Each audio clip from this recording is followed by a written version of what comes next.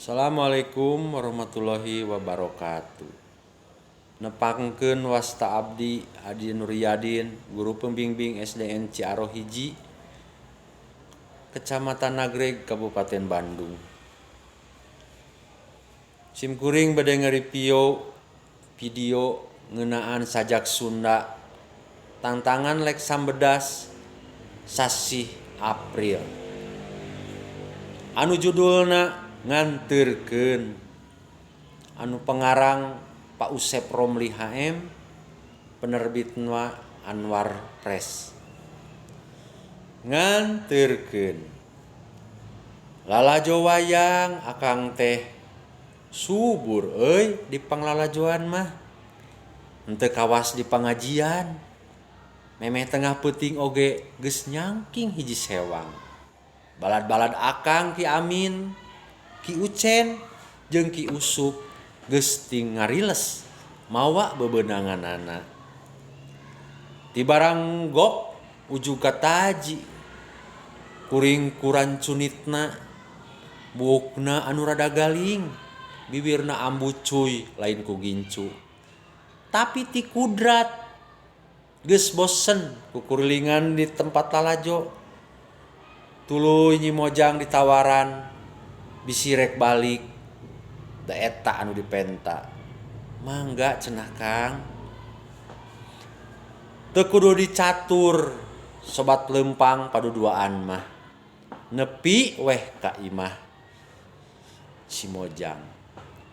Kolot-kolotna can sarare. Sing horeng tukang peuyeum bapana teh.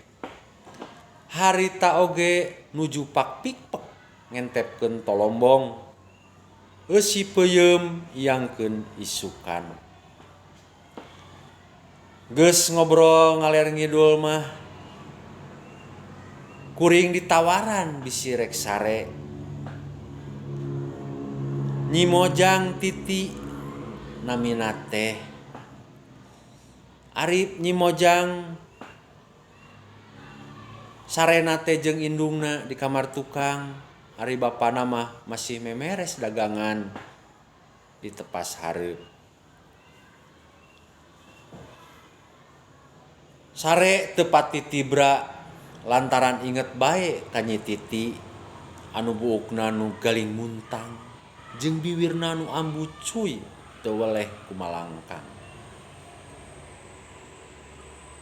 Nepi kareupna sare barang ngong adan subuh korejat hudang kageuingkeun ku nu boga imah, sigana bapana rek salat subuh. Akang ngalengkah rek kaluar, teu nyaho di tepas aya tumpukan tolombong peuyeum. Tuur ti tajong kana bibir tolombong nu deukeut lawang. Atuh puguh awak leungiteun kasaimbangan. Galeong bru ti susud. Leungeun neueuk, sugan teh di dinya teh kosong.